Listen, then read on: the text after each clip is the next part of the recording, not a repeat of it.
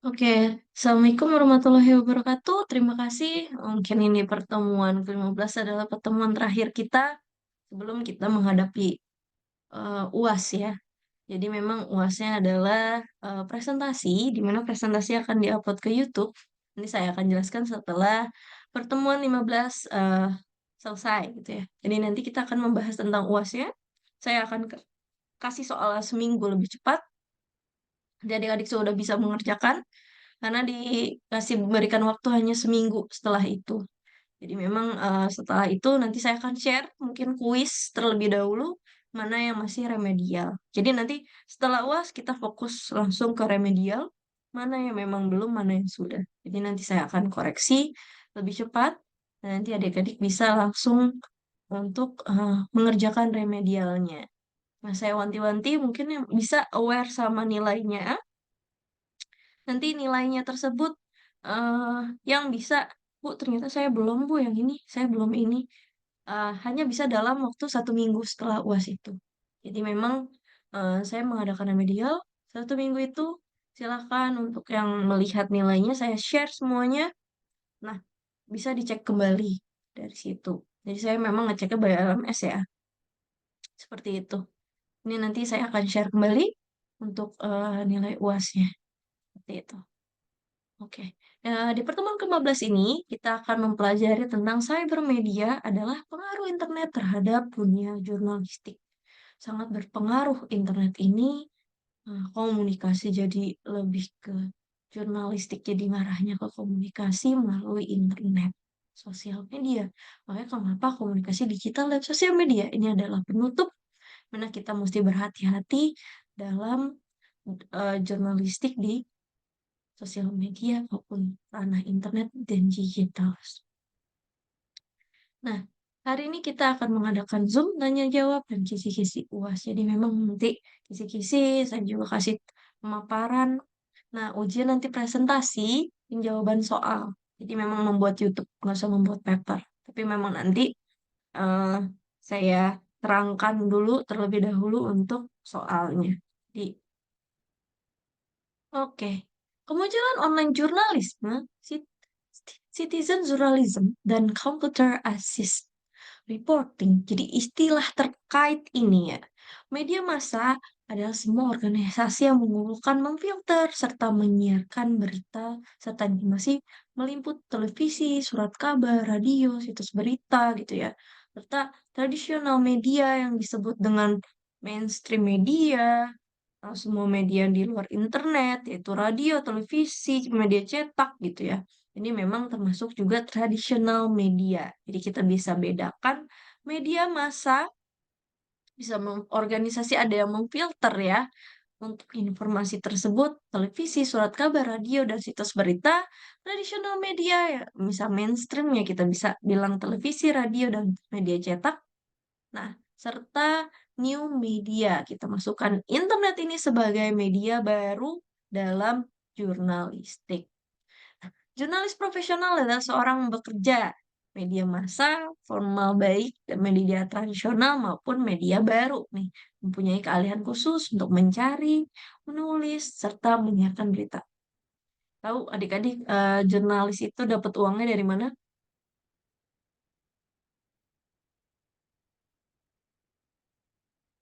Satu, bisa memang dari si eh, produk ya, yang iklan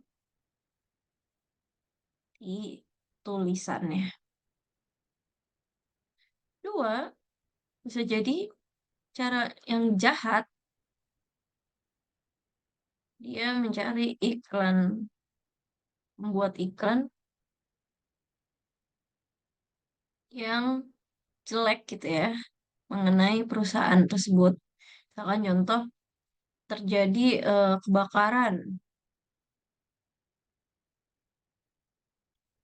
padahal kebakaran cepat tertangani gitu ya, nggak sampai ke kanan kiri. Tapi langsung dibuat, sepenulis jurnalis ini membuat langsung jadi kebakaran bla bla bla yang merugikan lalala. Padahal sebenarnya perusahaan sudah langsung bisa menutupnya kebakaran tersebut tanpa harus sampai ke masyarakat. Bisa diminta uangnya di sini nih adik-adik. Makanya Ya begitulah kadang. Biasanya saya sering bantuin kantor untuk, ya ada yang buruk-buruknya kita bisa minimize dengan memberikan uang kepada jurnalisnya agar tidak mempost yang jelek-jelek melalui medianya mereka. Jadi kalau udah dapet jelek gitu, kita kena nih gitu. Itu. Kemudian jurnalis warga. Warga biasa menjalankan fungsi selayaknya jurnalis profesional, umumnya mempunyai channel media baru, yaitu internet untuk menyebarkan, nah ini termasuk nih, YouTuber, selebgram, bahkan kalian sendiri pun bisa menjadi jurnalis warga. Ya kan? Ada yang buruk-buruk, ini gimana sih anaknya nggak dibantuin, nih, kenapa ini kemakannya kurang, bla bla bla, bla, minta bantuan dan lain-lain bisa menjadi bantuan untuk rakyat sekitar juga sebenarnya. Jurnalisme online realistik dalam menggunakan channel internet, online media, semua media yang menggunakan internet gitu ya. Jadi memang online news, news site, nah ini bisa banyak ya. Sorry. Nah, ada citizen jurnalis, jurnalisme, ada non profesional, profesional, ada citizen media. Jadi kalau jurnalis biasanya ada sertifikat sebagai jurnalis yang memang tertanda tangan kalau nggak salah sertifikatnya BNSP gitu ya. Kalau mungkin ataupun ada penyuluhan, nah itu wajib ada macam prakteknya. Kalau memang tidak ada izin praktek jurnalisme, itu termasuk non profesional jurnalis. Gitu. Jadi memang untuk jadi jurnalisme aja sekarang udah kayak dokter gitu, butuh praktek jurnalis. Nah, citizen media pun channel digunakan untuk menjalankan citizen jurnalis biasa yang menggunakan internet ya, seperti tadi YouTube dan lain-lain. Internet sendiri memang menemukan nih untuk jurnalis nih ya, memunculkan jurnalis online. Nah, melalui online media itu bagian dari memang em, dari tadi saya belum ini ya, udah posting belum? Oke. Nah, online media ada bagian dari new media. Seperti yang dikemukakan Dennis McCord tahun 2000 gitu. Online media memiliki karakteristik yang menimbulkan perubahan posisi audiensnya. Jadi memang audiensnya tadinya bisa berperan aktif gitu ya. Terus, iya nih, kayak gini nih, iya terjadi nih. Sampai sekarang Google pun, adik-adik, kalau terjadi kecelakaan, kita bisa tahu melewat, karena ada yang komen di situ. Terjadi kecelakaan di A. Jadi memang nanti ketika kita lihat, oh merah nih di jalan, ternyata ada kecelakaan, itu juga kita yang mereport. Sebagai kita audiensnya yang mereport bahwa ada kecelakaan di daerah A. Gitu. Jadi memang sekarang lebih update-nya lebih cepat dan eh, sudah tidak menggunakan media tradisional lagi karena memang lebih lambat gitu mendapat informasi. Sekarang langsung baru kebakaran langsung kelihatan, udah ada yang videoin gitu ya, bukannya bantuin gitu ya. Nah, kemudian multimedia capability ya, mungkin pesan yang disampaikan berbagai versi teks, video maupun audio, interaktif gitu, timbal balik, audiens serta non-linear, non-linearity. Jadi memang kemungkinan jurnalis yang lebih fleksibel, sorry sorry, dan menyajikan berita nih menggunakan user untuk memilih tema informasi yang diinginkan. Nah, perkembangan jurnalisme sendiri sebenarnya em, tidak dipungkir lagi akan menggeser media tradisional online sendiri ya. Memang di mana tradisional media besar Indonesia sudah memiliki versi online-nya. Contohnya Komedia, Kompas, Liputan 6, Media Indonesia, terus TV online nih Kompas 2 kali. Nah, di sini juga sudah mereka memiliki versi online-nya. Jadi memang sedikit ya, ya dulu masih masih baca koran, sekarang sudah langsung baca di websitenya tersebut. Komputer Site Reporting Tokar mengenai jurnalisme ini adalah metode pencarian berita yang mengelola informasi menggunakan komputer dan jaringan internet adik-adik. Jadi memang metode ini menggabungkan kemampuan internet dengan website dan memang beberapa sosial media kita gitu ya untuk menemukan kasus-kasus yang ada saat ini. Karena memang yang dibilang belum viral, belum ditanggap. Nah, itu adalah masuknya di Indonesia seperti itu ya. Jadi memang berbeda dengan Jepang, langsung telepon, polisinya belum sampai 5 menit udah datang gitu ya. Kalau di Indonesia sampai mati gitu, baru datang. Cuman memang ada beberapa yang memang bagus. Nah, tapi kita balik lagi, kok kita antara mosi tidak percaya terhadap pemerintahan yang sekarang. Tapi ya balik lagi lah, kita nggak tahu, nggak usah ngurusin pemerintah, kita yang penting jalanin aja hidup kita. Toh nggak ngasih makan juga. Tapi ya kita butuh lah untuk em, memiliki inisiatif bahwa harus diperbaiki gitu ya. Jadi memang cara ini download database kemudian menganalisisnya. Ini untuk menganalisis misalkan ada masalah-masalah, misalkan contohnya yang paling banyak sih yang memang analis itu nggak lebih ke pro- eh, proses tabrakan gitu, atau misalnya ada masalah A B C itu nggak ada yang ngitung sih sebenarnya. Mungkin ada yang menghitung di Kementerian Hukum dan Politik gitu ya, Menhum Polhukam.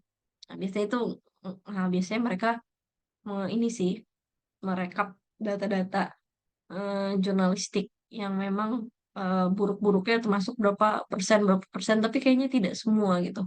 Banyaknya memang lebih ke bisnis karena memang pemerintah masih kurang, tapi kan kalau bisnis wajib ya mereka harus tahu berapa persentase mereka mengeluarkan uang, mereka mendapatkan uang, jadi mereka memang memiliki data tersebut gitu ya.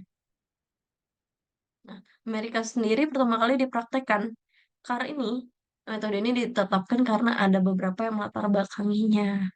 Utusan informasi, terjadian website, dan non-pemerintah yang menyediakan ribuan database. Jadi memang database sekarang aja Google ngasih 15 gigabyte ya ke kita dengan feel free gitu. Misalkan 15 gigabyte gitu. Kalau kita mau langganan ya silahkan.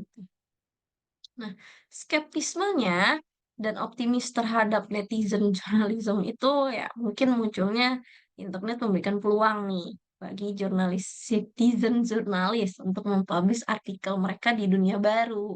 Nah, contohnya eh, Gilmore, penulis buku We the Media, Grassroots Journalism by the People for the People. Jadi memang mereka yang jurnalisnya untuk membantu orang-orang, eh, dari orang-orang tersebut untuk orang-orang tersebut. Gitu. Jadi memang misalkan kita dari kita untuk kita. Jadi memang muncul ekosistem baru, percakapan yang memang dialognya untuk masyarakat sipil sendiri. Kita sekarang jarang ngeliat demo. Kenapa? Karena kita sudah mendemokannya melalui sosial media gitu ya. Nah, memang semata-mata internasional memiliki pandangan cukup nih. Membaca bukan lagi konsumen yang pasif, tapi memang aktif langsung mengasumsikan berita melalui sosial medianya, ataupun blognya, ataupun apanya lagi ya, dan lain-lain melalui internet. Jadi kan langsung ke posting, orang langsung baca gitu. Saya mencoba untuk posting sesuatu ya, yang baca 3.000, ke posting salah, ntar diomelin ya kan. Jadi memang harus hati-hati melalui sosial media. Nanti kita bisa bek gitu ya. Jadi memang itu lagi sih cyber. Nah, Stuart Alan yang penting keberadaannya nih ya, media baru perlu diperhatikan.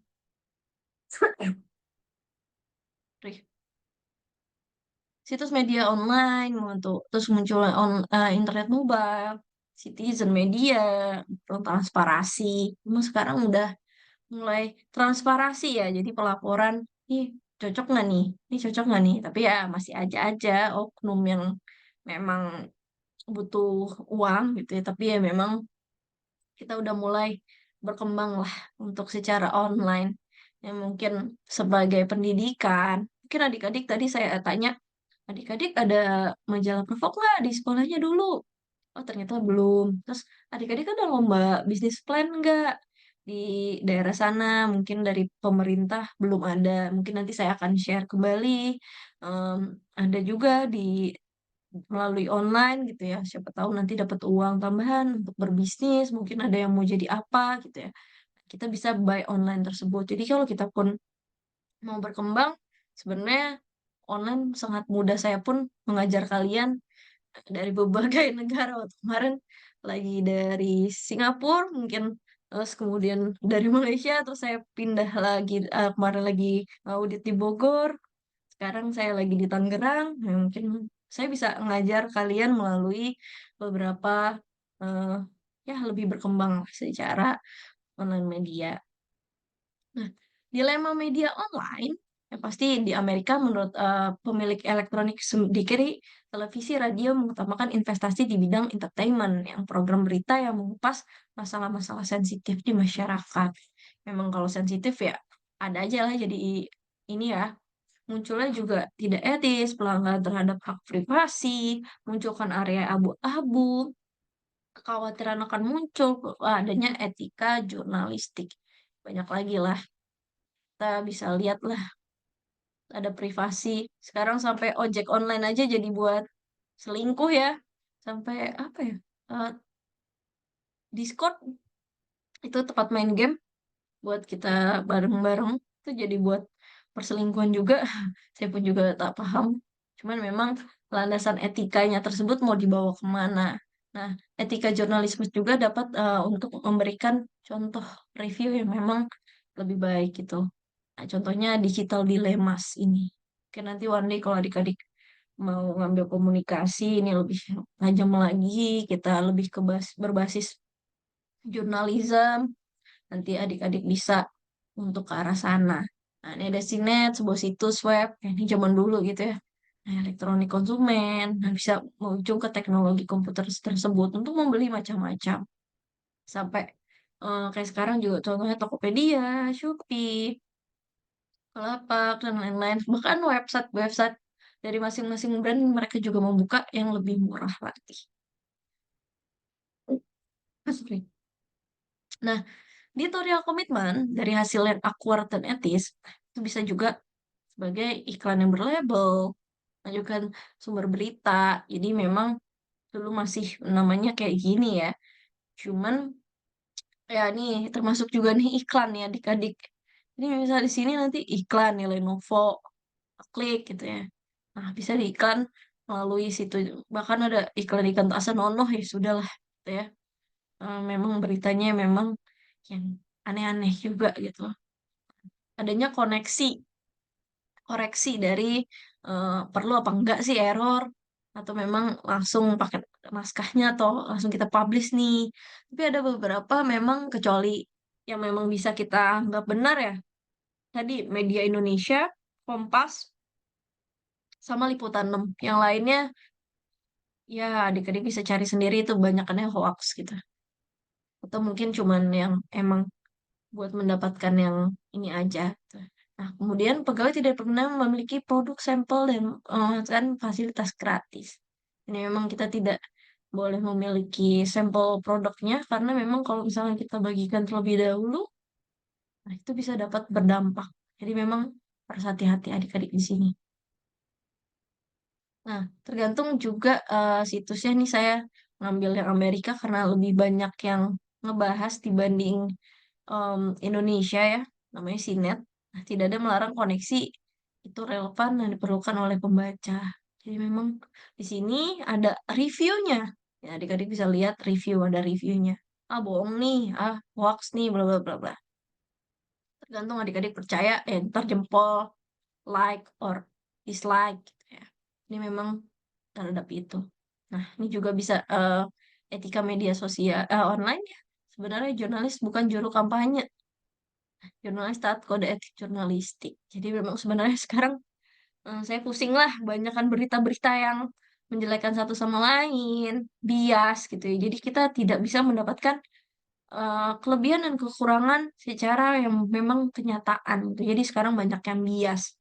Nah, memang ini yang perlu jurnalistik itu takuti sebenarnya untuk menulis tentang yang bias ini. Cuman memang ini masuk dalam etika media adik-adik. Nah, ini ada salah satu mungkin ntar buat UAS. Menurut ONA, mereka memiliki tiga prinsip utama dalam penginputan, yaitu editorial integrity, editorial independence, journalistic excellence. Nah, itu jadi adalah prinsip utama dalam peliputan. Nah, editorial integrity adalah untuk membedakan antara berita dengan iklan, adik-adik. Jadi memang kalau berita, ya kan kita harus lurus ya. Kalau iklan kan kita mengarahkan untuk lebih pembelian produk atau jasa. Ini masing-masing berikan perbedaan dalam editorialnya secara independen dan informasinya secara iklan atau advertorial. Jadi memang lebih ke berita dengan iklan. Tapi memang bisa nyari di internet lagi melalui mencari tentang editorial integrity gitu ya, editorial independence.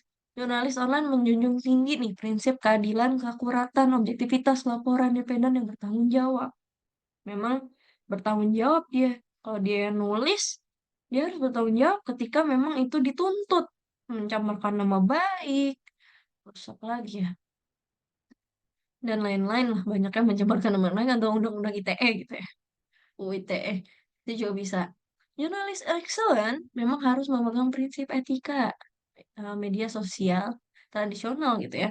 Dari proses penginputan, pegang prinsipnya. Jadi kita pertama bedain mana berita, mana iklan dulu. Jadi memang untuk mendapatkan prinsip utama adalah jurnalis excellent, nah, kita bisa bedakan adalah prinsip-prinsip etika media tradisional dalam penginputan berita untuk internet. Jadi kita tetap prinsip-prinsip media tradisional udah banyak ya. Nggak boleh A, nggak boleh B, nggak boleh C. Di internet pun diikuti dari media tradisional ke modernnya. Jadi memang mengkolaborasikan si prinsip informasi dan sumber lainnya tersebut. Nah, isu tentang media online tersebut juga mempublikasikan fakta yang benar. Jadi memang mengarahkan non-profesional nih ya. Jadi mengarah pada non-profesional media yang meliputi eh, blogger lah ya. Jadi termasuk 5 etika untuk para blogger. Fakta yang kamu anggap benar, terus jika ada sumber atau materi harus dicantumkan. Jadi misalkan kayak semacam www dot apa, terus dari buku. Nah, misalkan saya bacanya nih dalam Beckham 2003 halaman 20 dari Weblogs and Weblogger herself. Nah, ini ada 5 etika untuk para blogger. Ini memang blogger itu termasuk non-profesional media atau non-profesional jurnalistik. Ini memang harus mencantumkan sumbernya. Tapi kalau tidak ada sumbernya dari yang mana, tidak ada bisa mencantumkan sumbernya, jangan dianggap itu berarti hoax. Gitu ya. Kemudian, koreksi setiap kesalahan yang kamu buat secepatnya. Misalkan ada typo, atau mungkin mengarahkan yang negatif, itu harus cepat dikoreksi. Dan membuat konflik interest. Jadi memang ya konflik interest memang kita banyak sekali ya. Dari mungkin em, saudara A yang punya usaha gitu ya. Kemudian kita memang bagus-bagusan aja produk A. Misalnya padahal lagi memilih challenge untuk produk yang mana yang terbaik gitu misalkan. Jadi misalnya langsung pilih produk A karena saudara itu ada konflik interestnya. Situ adik-adik. Jangan ada konflik interest di sini. Jika memang eh, misalkan pemilihan presiden, pemilihnya nomor berapa gitu ya. Nah, itu jangan kita masukkan ke dalam argumen kita di dalam jurnalis ini, mungkin blogger kita ini. Gitu ya. Jadi harus hati-hati. Dan beri keterangan pada sumber yang belum jelas. Jadi misalkan ada belum jelas sumber A, nah, apa sih belum jelas gitu tahun sekian yang masih belum jelas gitu. Jadi memang kita berikan keterangannya kalau memang belum jelas. Tapi biasanya kalau di profesional jurnalistik kita harus keterangan yang memang jelas dan ada buktinya. Jadi jangan asal upload gitu untuk menulis. Oke, kita lanjut. Ada yang mau bertanya untuk pertemuan ke-15? Banyak ya. Yang namanya juga komunikasi. Nanti adik-adik belajarin sendiri. Nah, di sini ada, saya langsung share aja nanti di adik-adik. Ini saya duluan, saya share biar adik-adik sudah memiliki 2 minggu waktu untuk mengerjakan eh, ak- ujian akhir semester. Jadi caranya nanti isi saja nama, NIM, kelas, buat video yang menyatakan jawaban dari soal yang ini. Jadi, kemudian eh, kemudian upload di YouTube, adik-adik. Jadi kita buat video, kita menjawab dulu soalnya, kita mempresentasikannya, terserah. Format presentasi video dibebaskan dengan mencantumkan nama dan NIM-nya pada awal video. Pada awal video ada nama dan NIM adik-adik gitu ya. Tuliskan link YouTube pada format di bawah ini, kemudian kumpulkan dengan format PDF. Jadi, setelah adik-adik menjawab membuat video, upload di YouTube, copy link YouTube-nya ke jawaban yang di sini. Misalkan www.youtube.com/ misalkan apa-apa gitu ya. Kemudian save menggunakan langsung di save as, kemudian terus di PDF-nya seperti itu. Jadi memang eh, uploadnya by PDF aja karena memang nanti jadi berantakan ketika berbeda hmm, format Word-nya seperti itu. Dari sini ada yang mau bertanya? Hmm, untuk UAS-nya sudah paham? Paham, Kak. Kak, Oke. untuk Oh ya. apa soalnya ini, maksudnya cari jawaban dari soal-soalnya itu gimana? Oh, gini. Kan ini kan Apa? ada soal. Contoh nih tadi. Tadi saya bilang ada nih dua, satu. Tadi yang pertemuan terakhir ya. Eh, Perencanaan komunikasi merupakan bagian penting dalam proses manajemen komunikasi digital. Secara sederhana, perencanaan bisa dikelompokkan ke dalam 4 klaster. Sebutkan dan jelaskan 4 klaster tersebut. Itu dari pertemuan 9 sampai pertemuan ke terakhir ini 15. Adik-adik bisa cari jawabannya di situ nih kalau nggak salah di pertemuan ke-9. Itu mengenai perencanaan komunikasi. Nah, dari situ, oh ada 4 klaster. Jadi adik-adik jelaskan. uh, dari pertanyaan, uh, dari misalkan kita membahas nih, soalnya perencanaan komunikasi merupakan bagian penting dalam proses manajemen komunikasi digital. Secara sederhana, perencanaan bisa dikelompokkan ke dalam 4 klaster. Sebutkan dan jelaskan 4 klaster tersebut. Oke, satu, klaster A, klaster B, klaster C. Klaster A merupakan bla bla bla bla. Klaster B bla bla bla bla. Gitu. Jadi saya nggak bisa jelaskan nanti malah jawab pertanyaan gitu. Jadi nanti adik menjawab pertanyaannya per masing-masing soal. Tapi nanti udah langsung digabung jadi satu gitu. Terserah mau videonya seperti apa saya bebaskan. Jadi nanti menjawab gitu. Apakah dampak dari literasi media?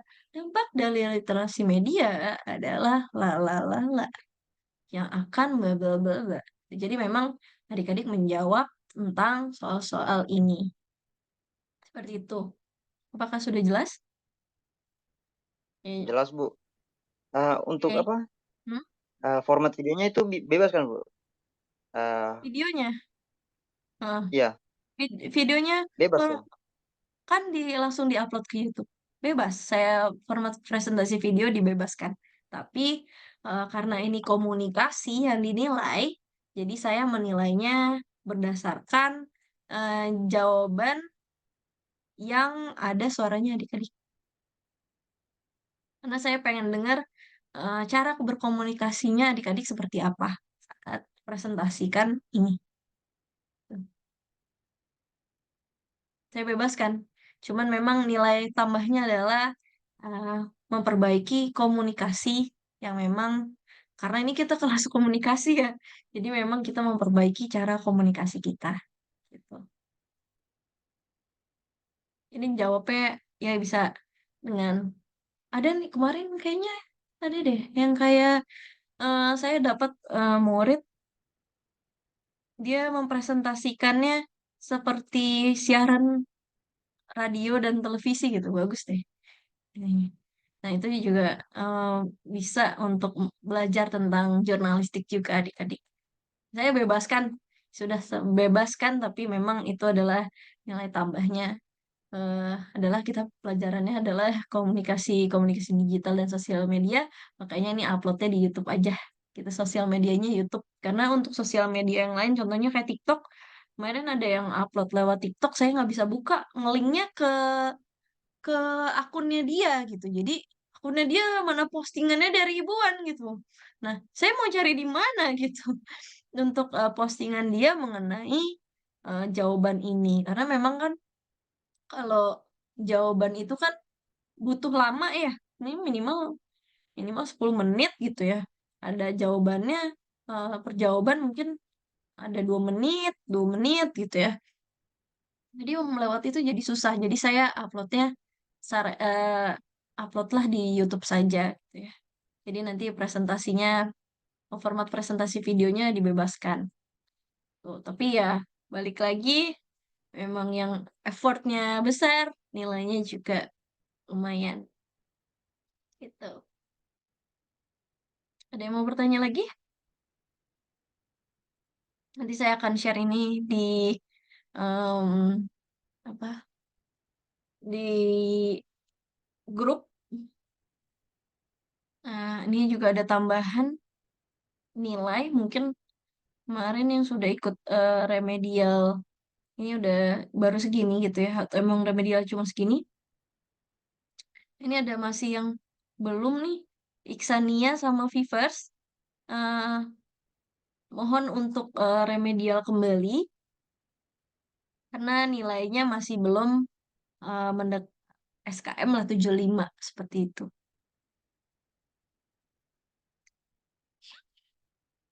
Oke, apakah sudah jelas? Jelas, Bu. Jelas, Bu.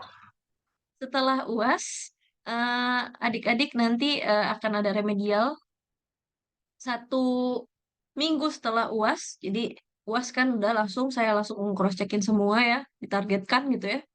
Nanti saya langsung adakan remedial. Silakan upload, silakan saya bukakan semuanya. Misalkan ada yang memang kurang-kurang, silakan. Tapi setelah 1 minggu itu minta bukakan, minta apa saya nggak bales ya, karena memang sudah diinput ke dalam sistem. Gitu. Jadi saya bilang sekali lagi setelah UAS dalam 1 minggu kan saya adakan remedial, silakan feel free adik-adik mengerjakan memang yang kurang-kurangnya apa. Karena setelah itu saya tidak dapat memberikan lagi waktu karena sudah ditargetkan tanggal 15 sudah tersubmit seperti itu. Oke, baik. Terima kasih adik-adik. Mohon maaf jika banyak kekurangan.